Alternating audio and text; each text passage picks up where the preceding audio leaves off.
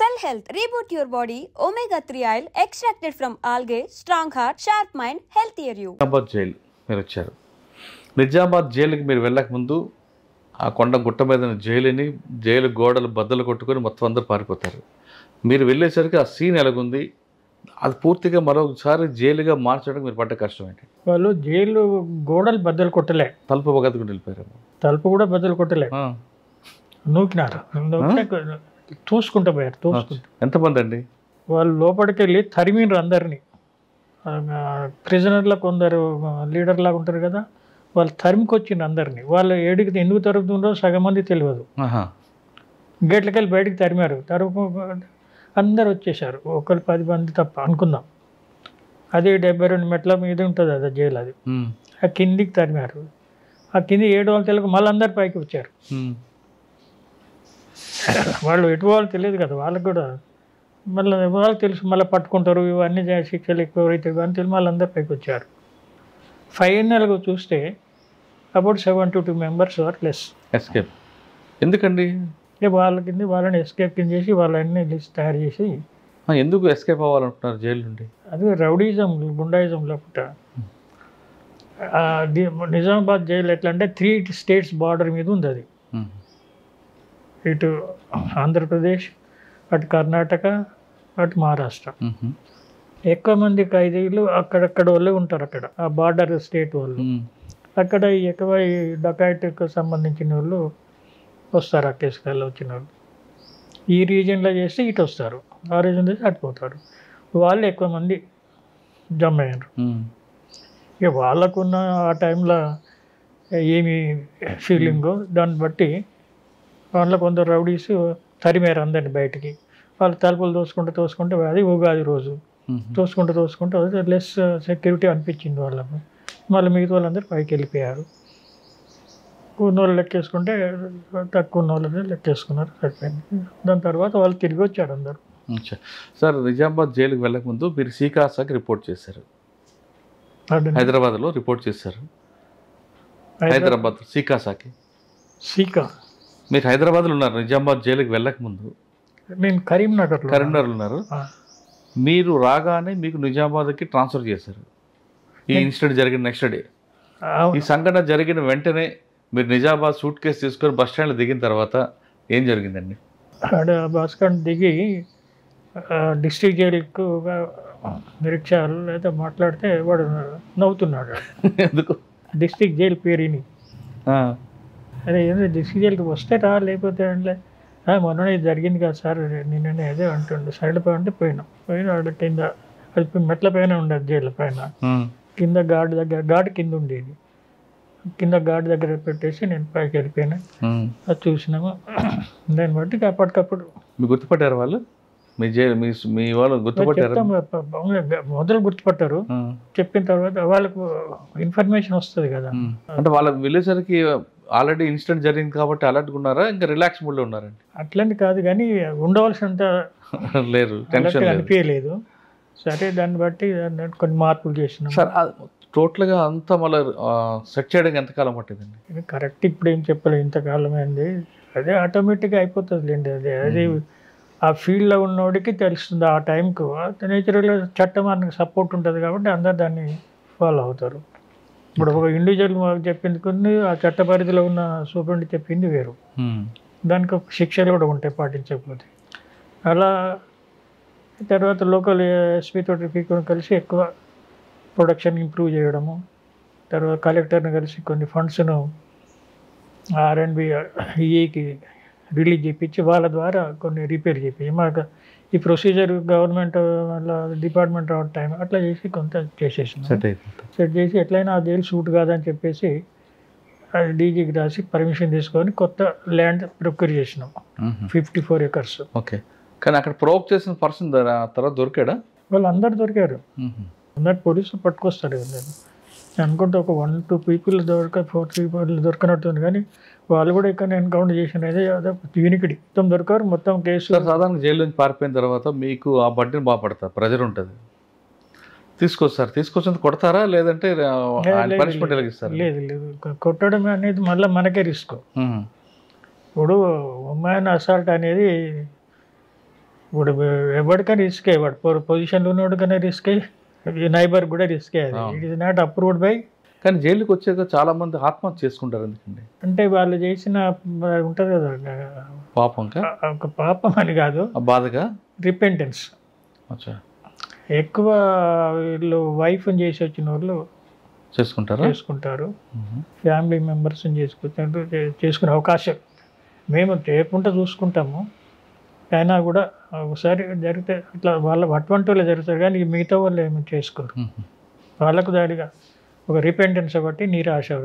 Sir Nizamabad తర్వాత చెంచల్గూడ, హైదరాబాద్. అక్కడ ఎంతకాలం? ఒక 2 years. తర్వాత రిటైర్డ్. ఓకే, చెంచల్గూడతో రిటైర్ అయిపోయారు. నిజామాబాద్లో ఫ్రాక్షన్ తక్కువ, అదే 4 years కొద్దిగా తక్కువ 4 years ఉన్నాము. అక్కడ నుండి హైదరాబాద్లో రిటైర్మెంట్. ఓకే సార్, సాధారణంగా జైల్లో కన్వెన్షన్ వచ్చిన వాళ్ళకి మాత్రమే యూనిఫామ్ ఉంటుంది, ప్రెజెంట్ డ్రెస్. అంటే యూటీ వాళ్ళకి ఉండదు. ఓకే, ఆ ప్రెజెంట్ డ్రెస్లో కూడా వైట్ బ్లాక్ లైన్ ఉంటుంది, స్ట్రిప్ ఉంటుంది, 2 strips, సింగిల్ స్ట్రిప్ ఉంటుంది. దానికి అర్థం ఏంటండి? అంటే అది డ్రెస్ కోడ్ ఇచ్చారు, అర్థం అనేది ఏం లేదు. ఆ స్ట్రిప్ ఉంటుంది, ఆ క్లాత్ కూడా జైల్లోనే నేస్తారు, అది బయట ఉండదు. ఆ స్ట్రిప్కి మీనింగ్ ఉండదు అంటారా? మీనింగ్ ఏం లేదు, అది ఒక డ్రెస్ కోడ్లో పెట్టారు. అది కానీ గ్రీన్ డ్రెస్ వేస్తారు కొంతమంది. గ్రీన్ డ్రెస్ అది వర్కింగ్ డ్రెస్. ఫ్యాక్టరీలో పనిచేసేటప్పుడు, లోపల జైలు అదర్ యాక్టివిటీస్లో పనిచేసేటప్పుడు గ్రీన్ డ్రెస్ వేసుకొని పనిచేస్తారు. కానీ సింగిల్ లైన్ ఉంటే, సింగిల్ స్టెప్ ఉంటే ఒకటి, డబుల్ స్టెప్ ఉంటే ఒకటి అంటారు, వాస్తవం? నాకంతా మీ టైంలో లేదు. స్లిప్ అయితే ఉంటుంది కానీ అంత సింగిల్ డబుల్ కానీ చేంజెస్ ఏం లేవు. అది అగ్రికల్చర్ పనిచేసిన వాళ్ళకి అక్కడ వాళ్ళకు ఇప్పుడు ఏమి గ్రీన్ ఇస్తున్నారేమో, అది ఎక్స్ట్రా డ్రెస్ ఇస్తారు. ఒకటి రొటీన్ వాడే డ్రెస్సులు 3 పేర్లు ఉంటాయి, ఒకటి ఎక్స్ట్రా పేరు ఉంటుంది. సార్ కొంతమంది కన్విక్షన్ వచ్చింది, జైల్లో ఉంటారు, ఎప్పుడో క్షమాభిక్ష వస్తుంటుంది. వచ్చినప్పుడు మీ దగ్గర మంచి వాళ్ళందరూ మీరు రిఫర్ చేస్తారు పేర్లకి, దానికి వస్తుంది అనుకుంటా. ఆ రూల్స్ ప్రకారం వాళ్ళందరికీ వచ్చిన ప్రతి ఖైదీకి అప్పీల్ చేసుకుంటారు. జైలు వాళ్ళకి ఫెసిలిటీస్ ఇస్తుంది. అప్పీల్ వాళ్ళ పర్సనల్ లీడర్ లేకుంటే గవర్నమెంట్ తరఫున లీడర్ పెట్టి వాళ్ళు చూస్తారు. అంటే ఎవరికి మీరు ప్రిఫర్ చేస్తారండి? ఎవరైనా వచ్చిన ప్రతి ఒక్కరు కూడా నేను మంచిగా బయటకు వెళ్తా అంటాడు కదా. అది బయటకి అప్పీల్ అనేది బయటకు వెళ్తాను కాదు కదా, నా శిక్షను తగ్గించండి, నేను నేరం చేయలేదు అంటే దాని మీదనే వెళ్ళిపోతాడు. అక్కడ హైయర్ కోర్ట్స్ కొన్ని సేమ్ శిక్షణ చేస్తారు, లేకపోతే తగ్గిస్తారు, లేదా కొట్టేస్తారు. 3 అది కాదు అంటుందండి. ఇప్పుడు గవర్నమెంట్ అది క్షమాభిక్ష ఇస్తుంది, అది శిక్ష పడ్డోళ్ళకి. శిక్ష పడ్డోళ్ళకు ఒక మెథడాలజీ ఉంది, ప్రీమేచర్ రిలీజ్ అని. దానికి ఎవరు ఎలిజిబిలిటీ? దానికి లైఫర్ అయితేనే ఒక పర్టికులర్ పీరియడ్ అయిన తర్వాత ఎలిజిబిలిటీ అవుతారు. హీనియస్ క్రైమ్ అయితే కాదు. హీనియస్ అంటే కొన్ని పర్పస్ఫుల్గా చేసిన క్రైమ్స్ ఉంటాయి, అది మర్డర్, అది వాళ్ళు ఎలిజిబుల్ లేదు. దాంట్లో మిగతా వాళ్ళు ఉంటారు కదా, దాంట్లో వాళ్ళకి ఎలిజిబిలిటీ ఉంటుంది. అంటే శని కావాల్సిన మర్డర్ చేస్తాడు, దానికి దాన్ని నార్మల్ కిందకి వస్తుంది. అది వాళ్ళందరికీ అంటే కాన్స్పిరసీ చేస్తే రాదు.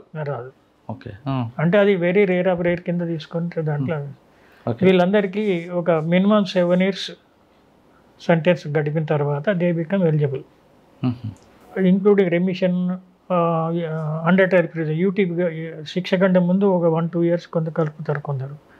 అంతా టోటల్ కలిపితే 14 ఏళ్ళ వరకు రావాలి. అక్కడికి ఇది యాక్చువల్ సెంటెన్స్ ప్లస్ అన్నీ కలిపి 14 ఏళ్ళు. వాళ్ళని ప్రీ రిలీజ్ ప్రోగ్రామ్ మీద తీసుకుంటాం. వాళ్ళని సపరేట్ చేసి వాళ్ళకి ఎవ్రీ 3 months ఒక మీటింగ్ ఉంటుంది. ఆ మీటింగ్లో పెడతాము. దాంట్లో అన్నీ రివ్యూ చేసి వాళ్ళు రికమెండ్ చేసి గవర్నమెంట్ పంపిస్తే అది గవర్నమెంట్ అప్రూవల్ చేస్తే రిలీజ్ అవుతుంది.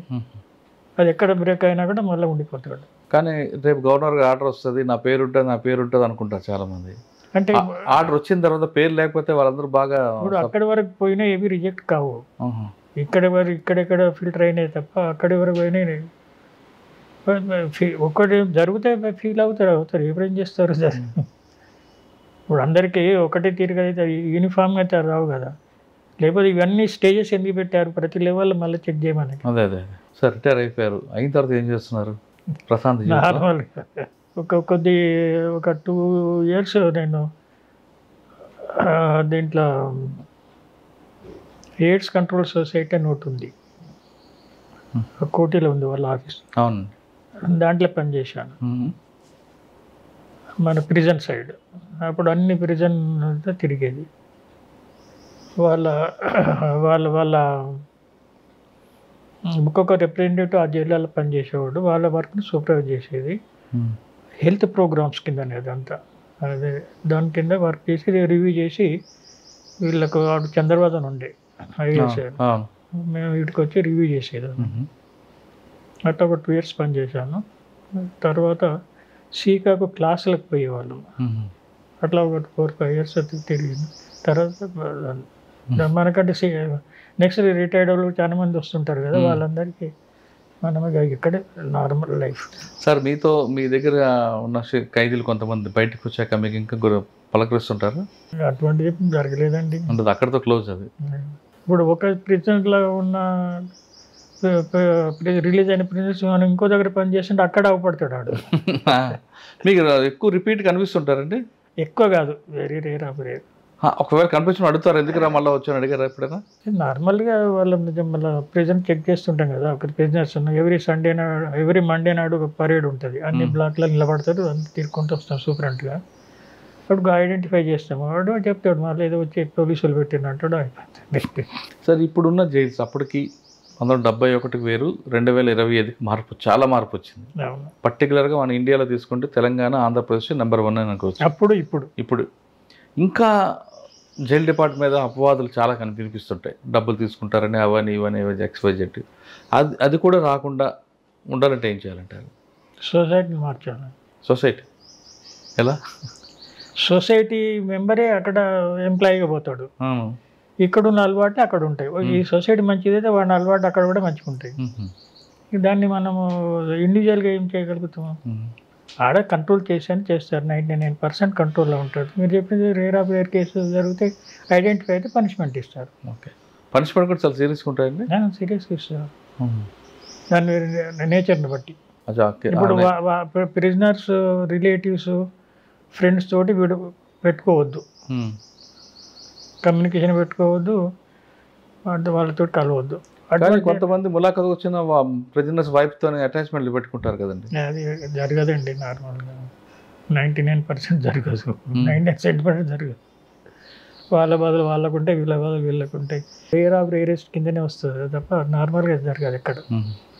తర్వాత ఇక్కడ ప్రిజర్ ముగ్గట కూడా చాలా గార్డ్ ఉంటుంది కదా, వాళ్ళు సేఫ్గా వెళ్ళిపోయేటట్టు అన్నీ చూస్తాం కదా. సార్ ఫైనల్గా చెప్పండి, ఈ డిపార్ట్మెంట్లోకి రావాలనుకునే వాళ్ళకి మీరు ఇచ్చే మెసేజ్ ఏంటి? నాకు తెలిసిన కాడికి ఎవరు ఈ డిపార్ట్మెంట్కి రావాలా, ఆ డిపార్ట్మెంట్ రావాలని నాకు తెలిసిన ఫ్రెండ్స్ ఎవరు లేరండి. వాళ్ళకి ఆ టైంకు జరిగే ఆపర్చునిటీ బట్టి జాయిన్ అవుతున్నారు. సార్ ఆ విధంగా వచ్చారనుకోండి, కావాలనా బై ఛాన్స్ వచ్చారనుకోండి డిపార్ట్మెంట్లోకి, అందరు అట్లే వస్తారు. డిపార్ట్మెంట్ వచ్చిన వాళ్ళు ఏం చేయాలంట? ఏం చేస్తారు, ట్రైనింగ్ పొందుతారు. ఆ ట్రైనింగ్ ఉంటే చార్ట్ ఉంటుంది, ఆ డ్యూటీ చార్ట్ ఫాలో అవుతారు. ఇప్పుడు ఎవరైనా కూడా డ్యూటీ చార్ట్ ఫాలో అవ్వాల్సిందే కదా. ఆ డ్యూటీ చార్ట్ ఏముంటే అదే ఫాలో అవుతారు. అందులో మంచివాడు అయితే ఇంకా ఎక్కువ మంచి పని చేస్తాడు, చెడ్డోడు అయితే మంచి పని చేయడు, ఆడికే ఆగిపోతాడు. ఇప్పుడు చట్ట పరిధిలో చెడు చేయడం కొరకు కంట్రోల్ చేస్తుంది, మంచి చేయడానికి కంట్రోల్ చేయదు ఏ చట్టం కూడా. వాళ్ళు ఇంకా మంచి పనులు చేయొచ్చు, నువ్వు చెడు పోకుండానే చట్టం ఉంటుంది, కంట్రోల్ చేస్తుంది. కానీ సాధారణంగా ఒక రూమర్ ఉంటుందండి బయట, ఏమని 6 నెలలు వారితో వీరు తిరిగితే వీరు వారవుతారు, వారు వీరవుతారని. ఆ విధంగా ఏమైనా మీకు ఎదురుపడ్డాయా? ఇప్పుడు వారు వీరు వారు అనేది సివిల్ లైఫ్లా, ఇది డ్యూటీ మైండెడ్. వాళ్ళు ప్రిజనర్ మైండ్, వాన్ మైండ్ వేరే ఉంటుంది, వీళ్ళ మైండ్ వేరే ఉంటుంది. ఇప్పుడు ప్రిజనర్స్కి వచ్చే ములాఖతు వాళ్ళ మైండ్ వాళ్ళకు ఉంటుంది. ఇప్పుడు ఎవరి మైండ్ సెటప్ వేరు ఉంటుంది. ఇప్పుడు వాళ్ళది ఆలోచన వీళ్ళకి రాదు, వీళ్ళ ఆలోచన వాళ్ళకి రాదు. కానీ కొంతమంది, అంటే నేను తెలంగాణ ఆంధ్రప్రదేశ్ అని కోడ్ చేయట్లేదు, కానీ కొన్ని జైల్స్లో అక్కడ పనిచేస్తున్న వాళ్ళు పాత నేరస్తులు అందరినీ ఒక గ్యాంగ్గా పెట్టుకొని దొంగతనం చేస్తుంటారు. అది జరగదండి, అది నాట్ ఏ పాసిబుల్ కేసు. అది జరుగుతుందంటే సొసైటీలో మరి నీచుడు అయితేనే. బై ఛాన్సా బై చాయిసా జైలు డిపార్ట్మెంట్ వచ్చేవాళ్ళు ఖచ్చితంగా నీతిగా నిజాయితీగా పనిచేయనంటున్నారు శ్రీనివాసరెడ్డి గారు. ఆయన తెలంగాణ రాష్ట్రం కానీ ఆంధ్రప్రదేశ్ రాష్ట్రంలో కానీ చివరిగా జరిగిన ఉరిశిక్షను చూసిన వ్యక్తి, అదేవిధంగా నిజామాబాద్ జైలును కూడా ప్రక్షాళన చేసిన వ్యక్తి. ఇటువంటి ఆఫీసులు వచ్చినప్పుడు జైలు డిపార్ట్మెంట్ అనేది కేవలం శిక్షించడం కాదు, వచ్చిన ఖైదీలు పరివర్తన తీసుకురావడం అనేది ముఖ్యంగా గుర్తుపెట్టాలి. కాబట్టి ప్రతి ఖైదీలో పరివర్తన తీసుకొస్తే వాళ్ళు ఖచ్చితంగా మీ పట్ల గుర్తు ఉంచుకుంటారు అనే విషయం చెప్తున్నారు శ్రీనివాసరెడ్డి గారు. ఇది శ్రీనివాసరెడ్డి గారితో ఎక్స్క్లూజివ్ ఇంటర్వ్యూ. వచ్చే వారం మరొక ఇష్టం మళ్ళీ కలుద్దాం. అంతవరకు నమస్తే. థ్యాంక్ యూ అండి. నమస్కారం.